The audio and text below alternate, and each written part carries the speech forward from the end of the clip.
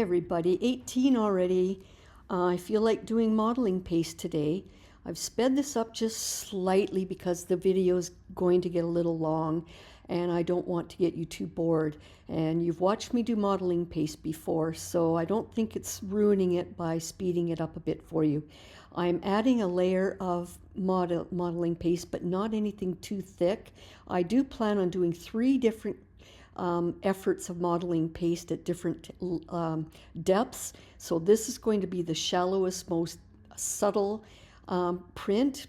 I didn't like how that pulled up when the silicone mat pulled up. It pulled up some of the modeling paste, so I'm reapplying, and I'm finding what works best with this modeling paste if I do this kind of imprint is I need to press and leave it a little longer, and I need to press, take it back slowly like that. And because it's such a shallow impression on this silicone mat, I'm wiping in between so that get any of that excess paste off before I reapply it. Anyway, the purpose is to do my first underpainting, if you will, under pasting, is to be very shallow and very subtle. I'm trying to do lots of texture across this page in different ways. I'm going to spread more across the right side of the spread, and again, it will be very, very subtle. So this is something I'm doing different. Normally I do mark making and scribbling, and then I cover that up. This time I'm going directly onto the fresh paper without it being treated with modeling paste.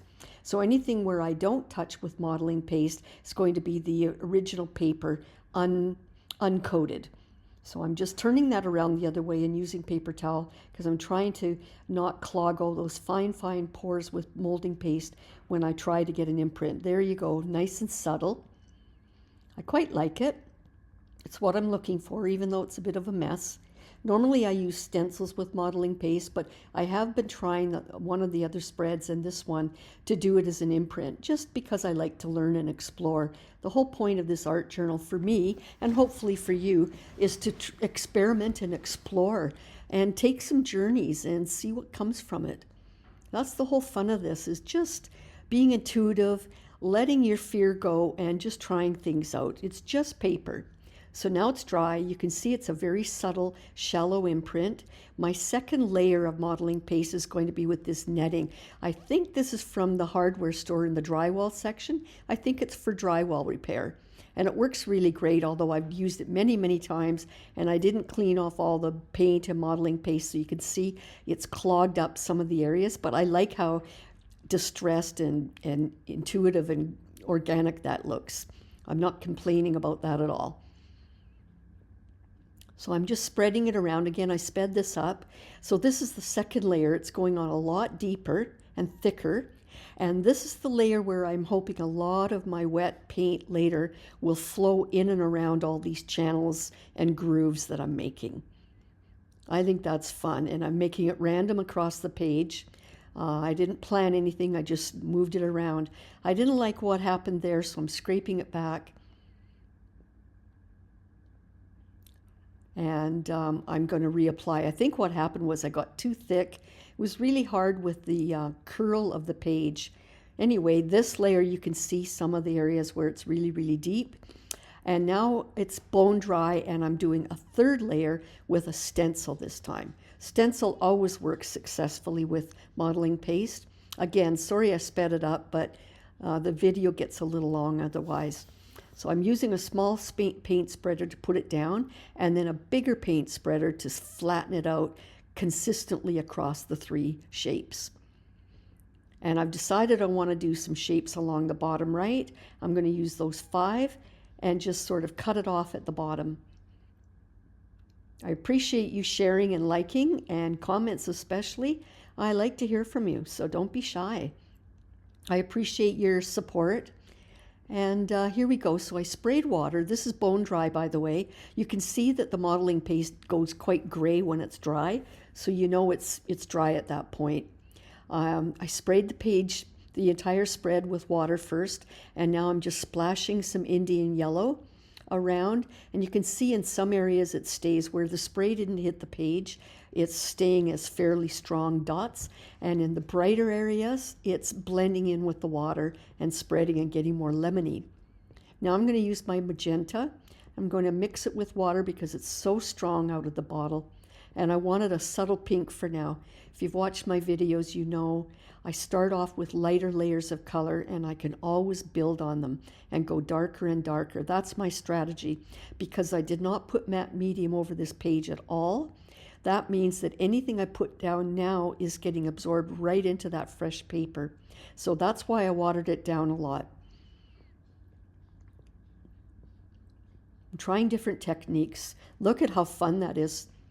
How the water, the paint just blends in some areas and sits in others. It's kind of collecting around the ridges of that modeling paste, and I like that. It stays dark against the wall of that shape, and that's quite fun.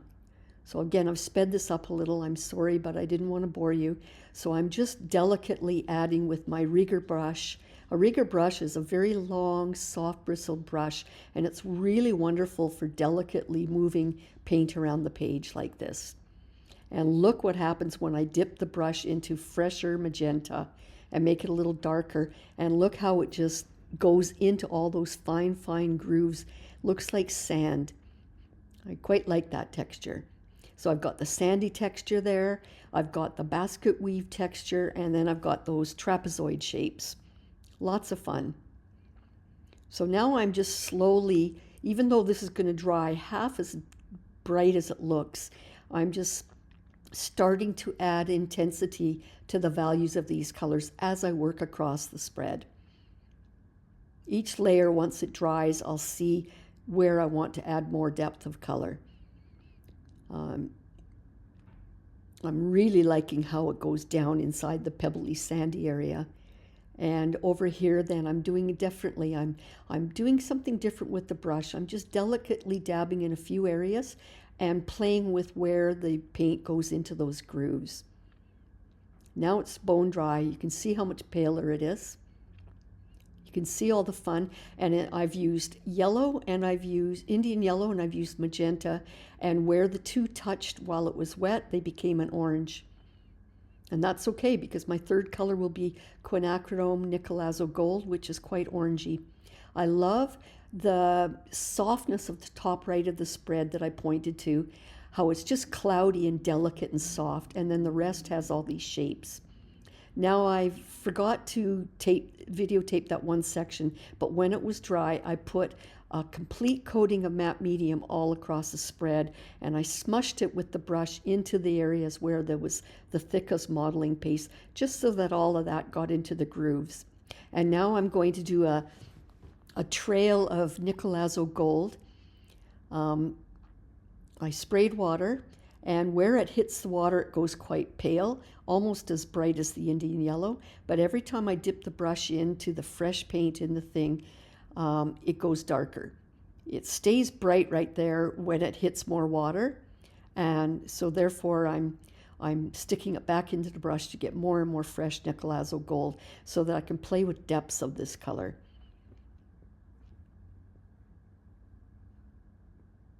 Always mindful of dabbing that middle crease of the book so that water doesn't seep through to the back. And I'm just delicately, laying the paper towel down and delicately dabbing where I want to lift a bit of that paint but not smear it around. And I'm purposely putting a little more over top of those trapezoids, and it will spread and move around as it will. I'm going to let it organically do what it wants to do. I haven't really decided yet where I'm going to take this except to watch the paint flow and move, which is sort of my goal for the most part in this art journal book series. The idea of playing and being intuitive and watching everything organically happen as it dries. I think that's fun. It teaches you to let go and be a little more loose. You can always contrive at the end. Again, this is just my middle background layer. This is not anything that I see as a finished spread. It's just one more layer, one more background. There's a lot of relief, high relief on this page, which is fun. I'm going to add a little bit of a lighter pink. This is that same magenta mixed with fluid white in a little tube here, and it becomes more opaque, but it works with the spread. Now I'm doing squiggly lines like I like to do, but I know I'm not going to keep it like that because it fights with the texture of all that basket weave underneath, and therefore it loses the shape that I put down. I just wanted to play with that. What I'm trying to do is just move that paint around the page, and then I'm going to spray water and let it settle. But I just thought I'd have fun and show you what you do if you try and do that technique over a texture. It won't, like up there, it's different because it's on flat paper. But again, I'm just putting it down and dabbing it around.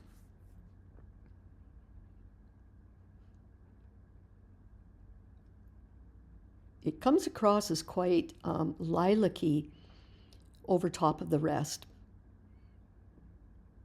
But they all work together. And I'm not worried about that drying completely because there's matte medium all over the page now, so when any of this paint that I put over top is going to dry a little slower than when it was first over the fresh paper.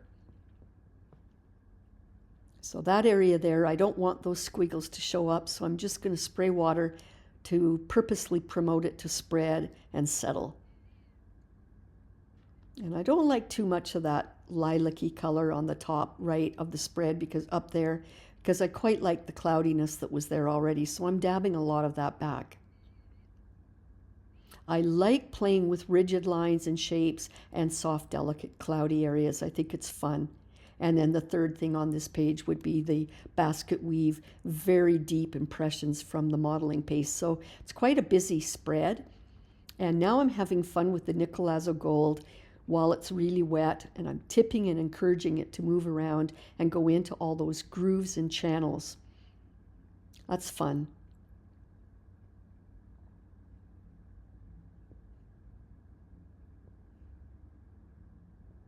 Lots of fun. Let that dry. I didn't use the air blow dryer. I let it dry naturally. I went away and came back. So now I've got my bottle of magenta again, and I do know I want to use some metallic gold. But before I do that, I want to add modeling paste wording. I don't normally do words on this book, but times are really scary on the news. I'm really getting a little overwhelmed with all the news and all the bad stuff that's happening, the unsettling energy in our planet right now. So I thought I would dedicate today's spread to peace and love because that's what I want to try and concentrate instead of the fear that all the news is putting in my head. So I've got 2 different stencils. I do not know, I can't give you a link to these stencils because they're old. I don't know where I got them. But you know, you can get wording, text stencils everywhere. So just use what you have or pick what you like. This is just the ones I had. I want to do peace and love. I was just showing you on a paper with pencil how I wanted to kind of spread the letters around. I'm not using that paper. It was just to practice. I've got a small paint spreader because these are small stencils. And I have to control very carefully how that modeling paste stays within each letter. So the smaller paint spreader works.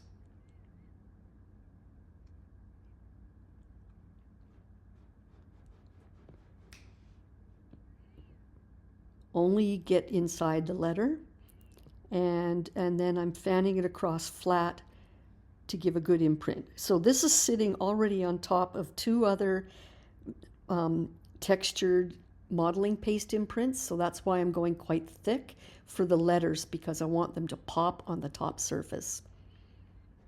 They really need to pop above that basket weave.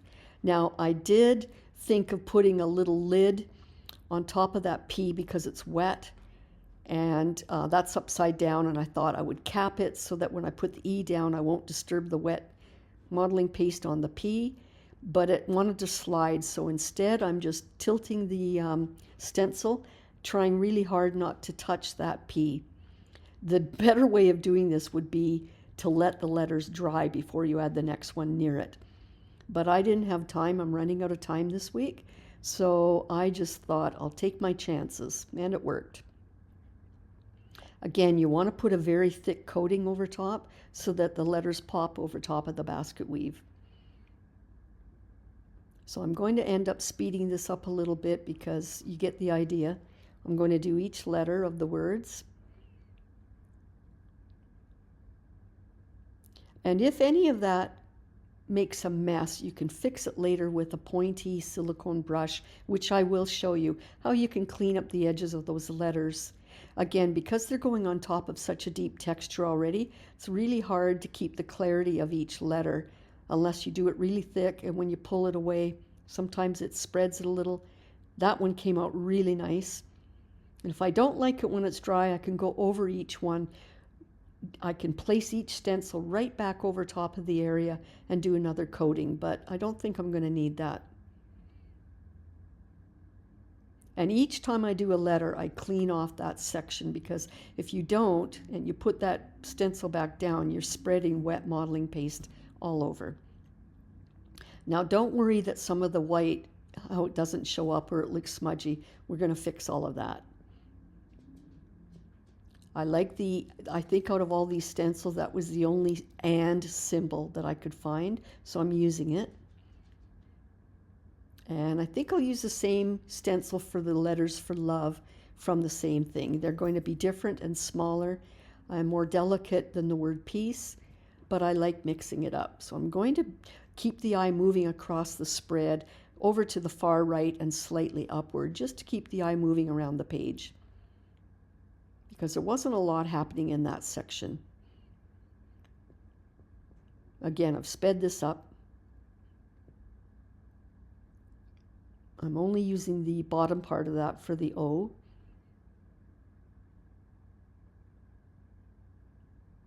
I'm really happy I chose to do this. I think it's fitting for what's happening in the world. And I'm one of these people, I'm a bit of a, even though I've had a lot of, health issues and things happen to me, I try to think of the glass half full, and I try to keep positive. And for sure, when I'm doing art journals, that's when I get lost in my zone. This is my time out for my soul, and I don't think about what's on the news. But I'm reinforcing it even more so by purposely putting peace and love in this spread. Just doing my part. Part of that E, some of the modeling paste went to the next letter, so I just smeared that off. You can already see how these are popping. I want to show you close up. I do have a set of these silicone paint brushes. They all have different points, and they're wonderful for getting in there and cleaning things up. Again, if this dries and I don't like how they showed, I can place the stencil back and add another layer of modeling paste. But I think this is going to work. I'm not a perfectionist. This is an art journal. It's not a piece of work to be sold. So if it's not perfect, that's quite all right. I actually like things to sometimes be a little bit distressed. I'm happy with the flow of that. Peace and love. Yeah, I like that. Those colors will be painted over. It's just showing up white because of the modeling paste, but I do intend on probably making those gold, because I am going to use gold as my accent in this piece. So I've got that magenta, and again, I had to mix it with water because it's so dark out of the bottle, and I'm trying to, and plus I should have sprayed with water first, even though it was already wet. It wasn't spreading into those grooves and channels until I sprayed the water, so now it's doing what I wanted. I know this looks like a dark color. Two things: it will get pale when it dries, but it also, I needed it to be dark because I want the darkest of the colors today to show up in the deepest grooves of the page, and then other colors I can float over the surface. So trust me, this looks like a mess right now, but we'll get there. Always wiping that, using the edge of my paper towels to clean out that middle fold. And delicately, I'm just placing the paper down and delicately dabbing. And now I'm tipping the page. You can see how that dark magenta now is going into the deepest crevices of the page, which is basically, they're sitting now on the very first surface over the paper. And the rest that you still see gold tipped is the highest part of the modeling paste.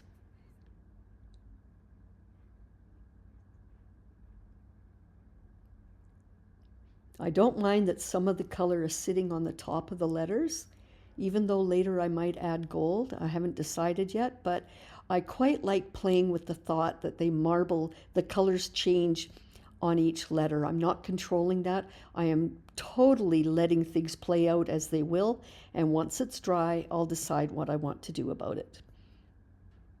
That's the fun of this technique. I call it play. This is play. I really like that marble effect on the surface of the trapezoids on the bottom right. I think that's going to be fun. And I will probably, as this dries, I might take my sandpaper or a big sheet of rubbing alcohol and dab away the top surface and see what lifts off of those letters. I'm hoping that I'll lift off a little bit and keep them kind of marbled looking. I sprayed magenta, splashed it, but I didn't quite love that, so I'm spreading water again to let it spread. I just thought there was too much happening already. I don't need any splash dots. So we'll see where this goes once it's dry. So you can see there's a lot of darkness. I did want to purposely bring out more of that magenta, but I do want to bring back a little bit more white. I am loving, absolutely loving that part up there. Notice where there was no modeling paste, but just paper. It just marbled beautifully. I really enjoy that cloudy, marbly effect up top. So what I've got is a piece of piece of baby wipe with lots of rubbing alcohol on it, and I'm trying to rub the uppermost the top surface of all this modeling paste. And it's not lifting an awful lot. It dried on there pretty good, but I'll try a little harder, and if that doesn't work, I'll bring out the sandpaper. Again, I'm trying to just reveal the topmost surface of all these textures, and that will reveal the white of the modeling paste and bring more brightness to the page. So here's my sandpaper. It's very, very fine, very, very fine. The whole point isn't to, if I was to use a coarser sandpaper, it would scrape little grooves into the surface, and I don't want that. So I'm using the finest I have, but notice it's making it's revealing more white, and it's bringing forward more texture from that basket weave from the modeling paste. So I like this. It's just made the whole page just a little bit more gentle. And again, so I've got the contrast now of all the colors that I've used, but I've brought the white forward. It shoots those colors into the crevices a little bit more, and I like that. It gives more depth. You know, I love to play with depth and layers, and that's what this is doing. All the white is popping to the foreground, including the top of the modeling paste ridges, and then all those other dark colors that are wonderful, they recede a little bit further into the background. I still plan on painting those letters, but for now I want to scrape a little of the color off so that it will take the gold paint a little bit better. I don't mind how around each letter, especially the "and" symbol, there's a lot of magenta. I don't mind that at all right there, but I am bringing back the top surface. I don't mind that behind it there's quite a bit of magenta. It actually accents that "and" symbol a lot more because it's sitting on a darker ground. So I'm giving another effort of scraping a little more from my little trapezoids, but seem to be on there pretty good, and that's okay.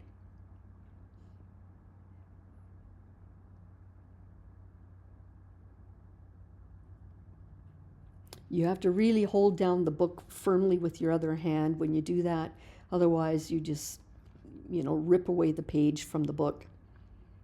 So I am pressing quite hard with my left hand, and to keep the book steady as I do that. I really wanted to bring a lot more white out of the middle there, and I think that's effective. I'm getting a lot more content with that look. I love the iridescent look of these shapes. I think that's really fun. It's almost metallic looking in itself, and I love the iridescence of these ones as well. And you can't paint that without doing layers like we did. I still think it needs a finishing touch. What about you? Besides painting the letters, it will need another finishing touch. But for now, I'm going to paint the letters, and I'm going to speed it up once I get started, because you don't need me to show you in real time painting every single letter. I'll get started for you. And instead of using that bottle that I used before with the gold that's more liquid, I'm using a slightly more pasty paint. It's not from the same set, but this way it sits a little heavier on top of the letters, and it doesn't run down off the edges. So I did purposely pick the heavier paste for just the letters. And I quite like that the letters are a little bit wonky. They're a little distressed, a little bit broken up, and I like that. I think that's fun. I didn't want them to be perfect.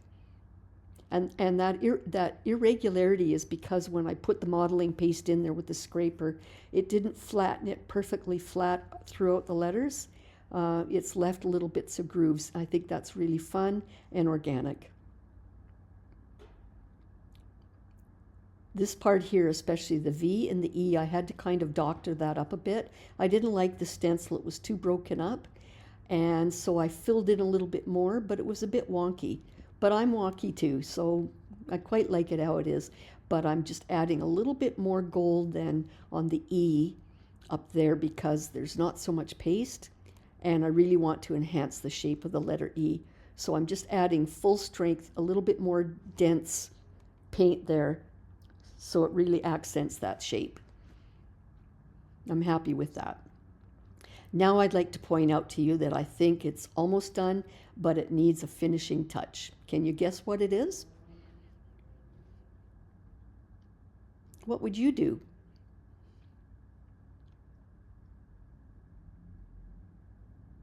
I quite like the balance. I like the rhythm and the movement. I'm really delighted with this one. But I want to get now the bottle of the more liquid gold, and I want to use it as a glaze, if you will, because it's not quite as dense as the paint on the letters. And I'm only doing it in the bottom right and the top left of the spread. So I want to bring out these shapes, but I don't want them painted like the letters. I'm just applying this paint so that I can wet it and let it spread. I want it to be very organic. So I'm spraying water mostly on the left area there, not on the far right. And that way some of that gold will run off the page. And then I'm tipping the book even more so that that extra pooling of water and gold runs onto the paper towel. There, I like that. I like how organic that is. So I've got a hit of gold in the bottom right, but it flows out and disappears towards the left. And now I'm going to do the same idea in the top. Make sure I protect the page underneath. So the whole point is just to dab a little bit of that gold and then put some water on top to let it disperse organically. I think that's fun. It's really brought a little bit of emphasis to the eye moving around the entire spread. And it just brightened it up and gave flow throughout the spread. And there's still one more thing I want to do. Dab a little bit more to make it more solid in the bottom right to match the top left. And I don't want to wet that. I'm just going to dab it a little bit so that it's a denser coating of gold on the right, fanning out to nothing into the middle.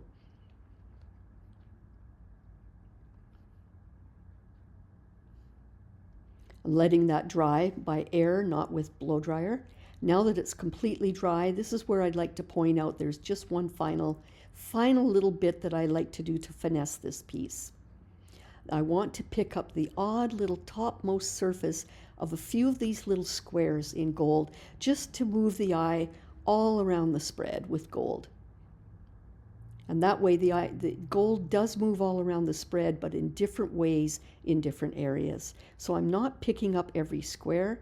You'll see I'm just randomly picking a few, and the whole purpose is to get the eye to move around in a subtle, subtle way.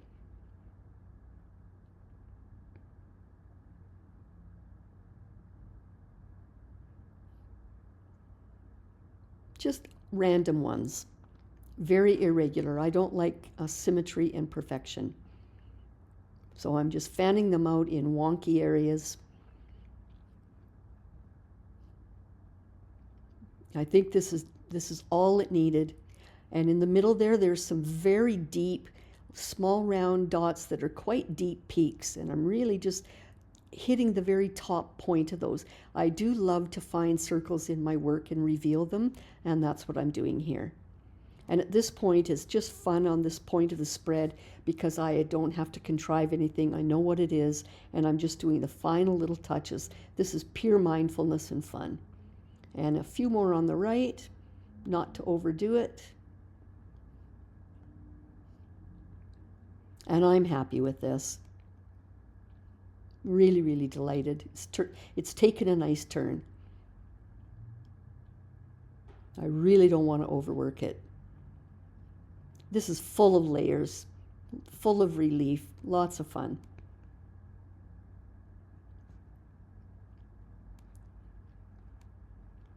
So here we go. It looks a little dark because I took the light away, but anyway, what I wanted to point out is that with such global times being really scary and difficult right now, I really enjoyed getting lost in the moment and the mindfulness of working on this spread.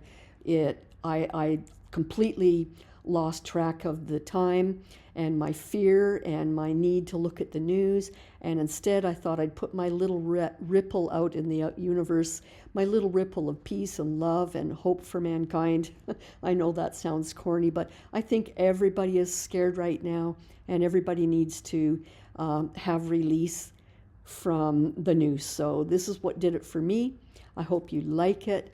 I thoroughly enjoyed this one. It put me in a great frame of mind. Remember, these art journals are to get lost and paint for your soul. It's for you, and that's all it's for. And if it puts you in a good frame of mind at the end of it, all the better. So I appreciate your support. Have a great day, and I'll see you on the next one.